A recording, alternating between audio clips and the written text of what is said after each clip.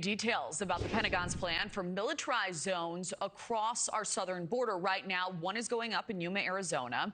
It's where the Department of Defense has just designated its 4th national defense area since April. NewsNation's border correspondent Allie Bradley has the details. So, Allie, what are you learning?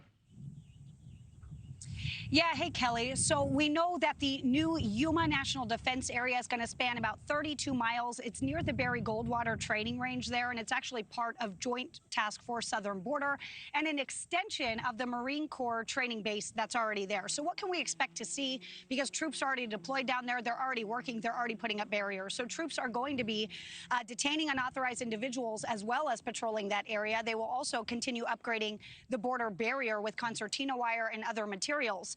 And like the other NDAs that we have seen, it's going to actually allow the military to charge anybody who enters illegally with federal trespassing on top of illegal entry. Now, we talked with a Yuma County supervisor who says the community is actually welcoming the latest military installation. Take a listen.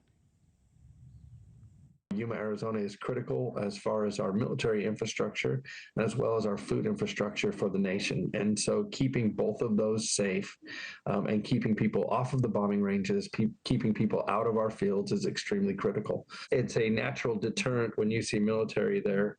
If you're truly seeking asylum, if you're truly fleeing for your life, you're going to welcome it.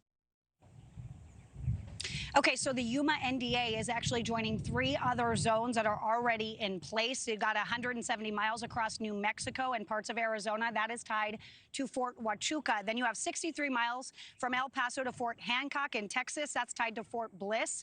And then 250 miles in the Rio Grande Valley, also in Texas, that one being managed by the Air Force. Altogether, these militarized zones are spreading 502 miles across our southern border. That's about a third of the border that it's covering as of right now. And when it comes to the military's footprint, that continues to grow as well.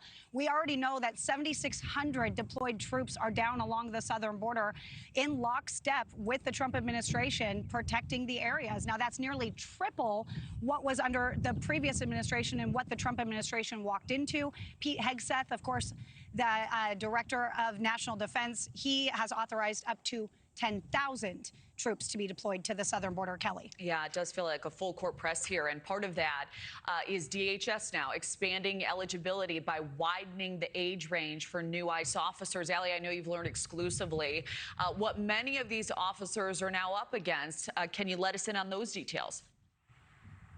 Yeah, concern that's really percolating amongst the federal agents and officers right now, because we just got breaking information from DHS saying that assaults against agents and officers are actually up 1,000% when you compare it to this time last year. Just last month, when we were looking at the metrics, it was only at 830%. That's still a staggering number, but now they're at 1,000, and we have been seeing it as well. There was one incident in Washington state recently where violent rioters started a fire. They also threw rocks into a federal building where the federal employees and officers were working. Then this comes as agents and officers have faced gunfire. They faced rockings. They faced weed whackers being wielded at them in recent weeks. Now, in a statement to NewsNation, DHS Secretary Kristi Noem saying, quote, "Our brave ICE law enforcement are now facing a 1,000% increase in assaults against them as they risk their lives to arrest the worst of the worst criminal illegal aliens. These acts of violence are fueled by sanctuary politicians' rhetoric, vilifying our law enforcement." The secretary again, Kelly, doubling down, calling on civilians to join the ranks of ICE and the federal government right now. Kelly. Yeah, sounds like it could be a tough sell. They are sweetening the pot. Allie Bradley, thank you. Thank you for watching. Subscribe below and download our NewsNation app right now on your phone, and you will get fact-based, unbiased news for all Americans.